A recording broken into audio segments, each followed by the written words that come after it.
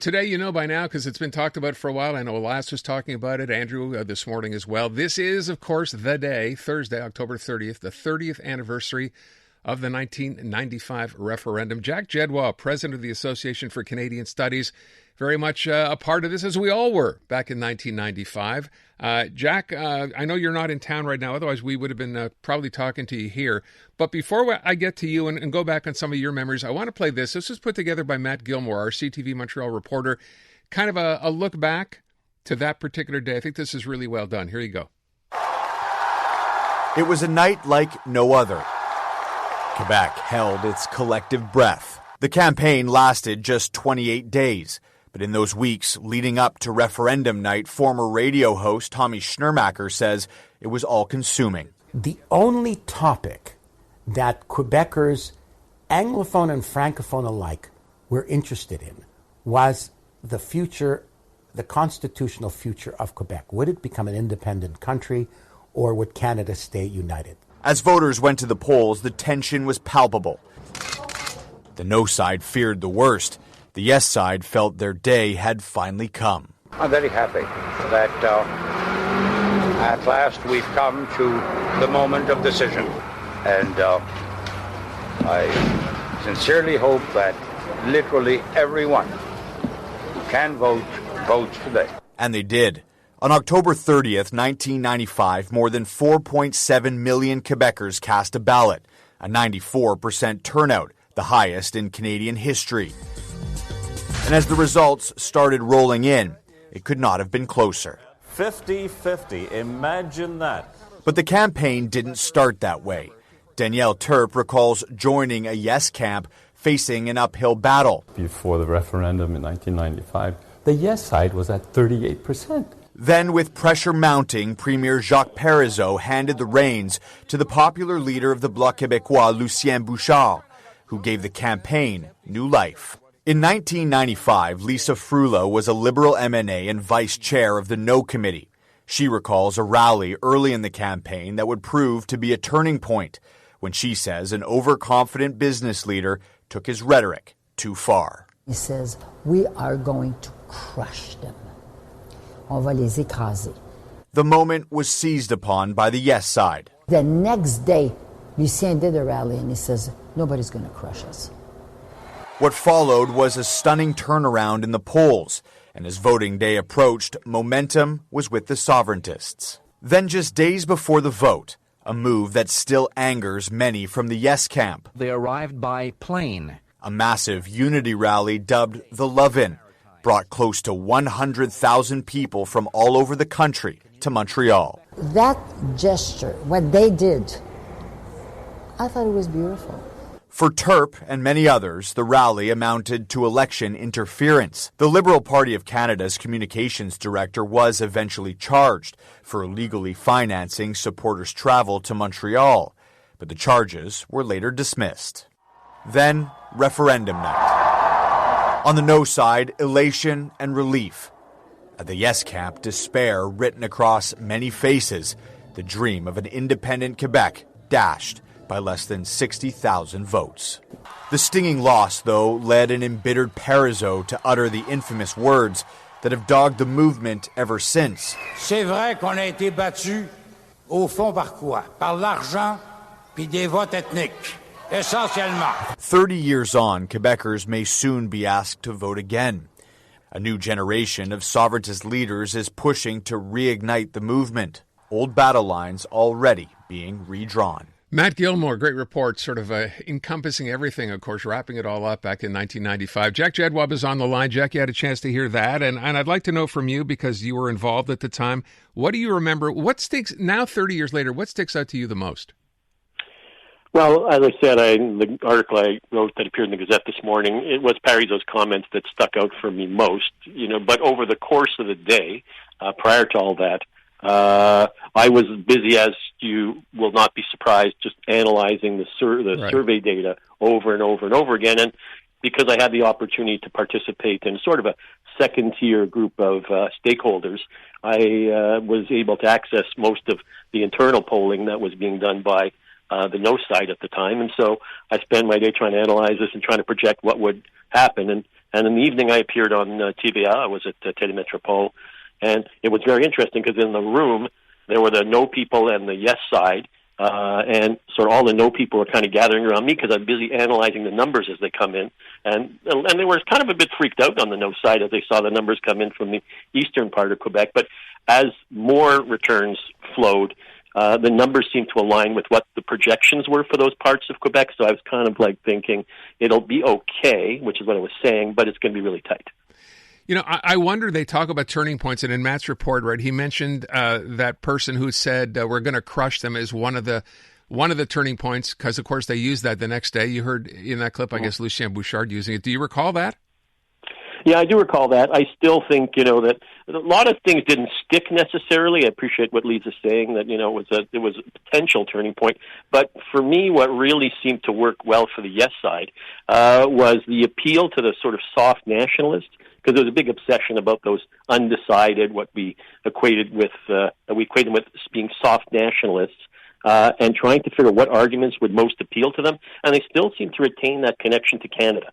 Right? So it wasn't just like, we want an independent Quebec. It was with that partnership with Canada, which Lucien Bouchard really was able to reflect in the way he articulated the case that Parizeau couldn't do, that, we're going to sort of still have a connection to Canada through this partnership, which Canada is not going to be able to refuse, because as much as the federal government might suggest that we're not going to have a partnership and it's going to be difficult and there'll be instability, Bouchard was able to dismiss that and had a really strong appeal to those soft nationalists / undecided that came big time on board with the yes side. Funny, I asked you, if you consider that will crush the moment significant, but obviously it's hard to not consider when, in fact, Jacques Parizeau decided, you know what, I think the number quoted, Jack, was 38%. It looked like it was in the bag. There was going to be no problem. Then along comes Lucien Bouchard. How did Jacques Parizeau come to that decision? Do you remember?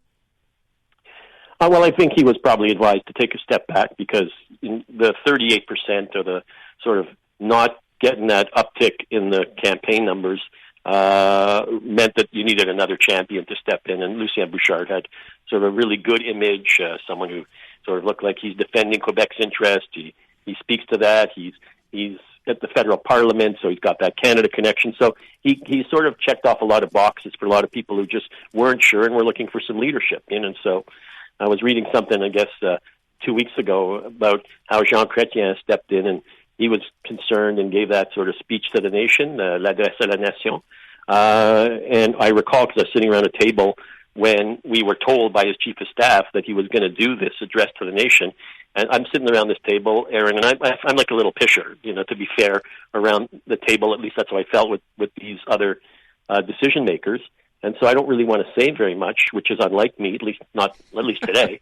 And so, but I do raise my hand and I ask whether, Mr. Chrétien, whether Radio-Canada and CBC will have to give equal time to Mr. Bouchard when Mr. Chrétien makes this address to the nation.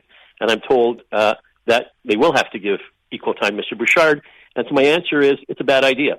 And looking back at it in retrospect, watching, if for those who recall and for those who want to go back and look at it, if you look at Mr. Chrétien's speech against what Mr. Bouchard's response did, it wasn't a good idea. And, I say that with much respect to Mr. Chrétien, who's, had made an amazing contribution to the country. Feeling out of the loop? Get into it. Get into it. Montreal Now with Aaron Rand. CJAD 800.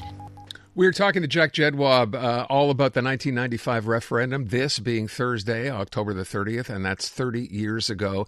And I think it's one of those seminal moments in Montreal where when you ask anyone who was here of an age, do you remember where you were on that day? And obviously, Jack, a bit of a different situation for you because you were so closely involved with this. On that particular day, when you got up in the morning, and, the vote is coming up that day and you're starting to hear about things going on at some polling stations. Did you at any point think we were going to lose this? No, I actually didn't think we were going to lose. I don't want to sound overconfident, but I just didn't. Maybe I was overconfident. I was looking at the numbers. I spent much of my day doing that, and I just thought we were going to win, but I thought it would be narrow. So it was narrower than I thought, to be fair, but that's not how I felt. And I was working at the Canadian Jewish Congress at the time. I was executive director. So I got to also spend part of the day looking at our press release. We actually only had one press release, and the press release was, in the event of a win and some modification, depending on how narrow the win was going to be.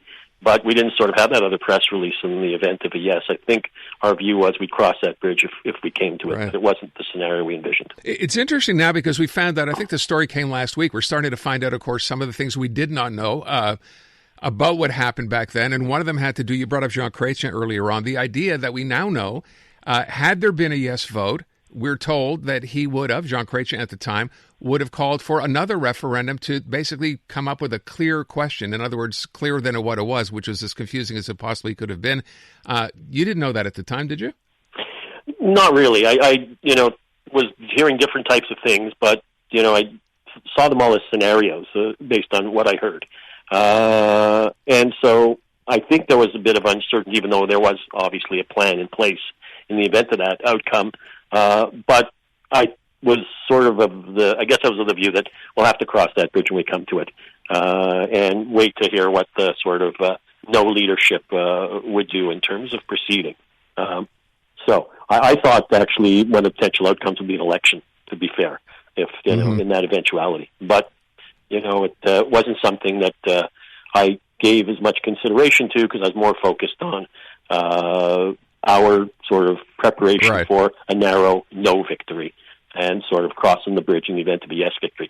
To be fair, I did go into the bunker to see our mutual friend Jean-François Lisée probably a week before the referendum. It was sort of a private meeting. Hope he was okay with me relaying this 30 years later. And I did try to get an idea from him about how this might shake out in the event of a narrow outcome. But Jean-François was a really smart dude, and basically he started showing me polls with the yes on top, and trying to sort of put the burden on me to try to figure out what I would do in the event of a yes victory. Isn't that interesting? Okay, I would ask one other. They were a little surprised by the Aaron when they saw me coming into the Premier's office. A couple of those people, who kind of recognized me, like what the hell am I doing here? Yeah, exactly. I would ask as well, so now here we are in this situation where, all of a sudden there seems to be support, at least in one part, one demographic, 18 to 24-year-olds for a referendum yet again. You have, Paul Saint-Pierre Plamondon leading the PQ, who, despite the fact that, the polls all tell us that support for sovereignty is still always where it's been literally for the last 25 or 30 years, somewhere just under 40%, between 35 and 40. Yet that doesn't seem to faze him every time he's asked. And this is interesting because he doubles down. He says that he will hold a referendum if the PQ win. Do you expect that will actually happen? I suspect he's going to have no choice but to do that, because he's got a commitment to that, and that's what his party wants him to do. And so the issue becomes the extent to which the voters who don't want a referendum say there are two different issues. The issue of, we need to change the government, which there seems to be a lot of interest in doing based on the polling, and the referendum is another question. We'll cross that other bridge when we come to it.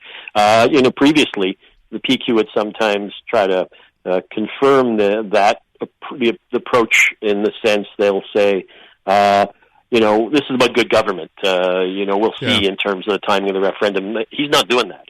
He's actually sort of fully committing to the referendum soon after a victory. So it may work because the desire to change the government is so strong that, again, people may think, hey, we'll sort of deal with these two issues separately when the time arises. Of course, that's going to create a lot of uncertainty. And I don't think, in terms of where things stand in the polls for each of the parties, it ain't over till it's over. As they say. I'm going to leave you with one question, which is in the piece that you wrote in the Gazette, you wrote, as we look to the future, we must remember the lessons of that moment, not just the outcome. Meaning? Meaning that there was a lot of divisive rhetoric, which culminated in Mr. Parizeau's remarks. There was some context to what Mr. Parizeau ended up saying. And so I don't think going forward exploiting those divisions, independent of whether we're on the yes or for that matter the no side, is sort of a healthy way of undertaking a referendum, and sort of not thinking about what the consequences are going to be in the aftermath of the referendum. So that was my message. Having said that, 94% turnout in any sort of electoral process is a sign of a healthy democracy. Indeed, it is. It's funny. As soon as you said that, I thought back to here we are heading into it, not to do with this, but heading into a municipal election where voter turnout now, by virtue of the fact that, the weather's going to be bad, there could be buses, half on strike. And we're lucky when we get 35 or 40% to turnout. Imagine what that's going to be in a municipal election if we can't even reach that level. Quite the difference, quite the change from what it was when it was about Quebec's future overall. Jack, I appreciate the time, as always. Thanks so much. Canadian women are looking for more out of themselves, their businesses, their elected leaders, and the world around them. And that's why we're thrilled to introduce the Honest Talk podcast. I'm Jennifer Stewart. And I'm Catherine Clark. And in this podcast, we interview Canada's most inspiring women. Entrepreneurs, artists, athletes, politicians, and newsmakers, all at different stages of their journey. So if you're looking to connect, then we hope you'll join us. Listen to the Honest Talk podcast on iHeartRadio or wherever you listen to your podcasts.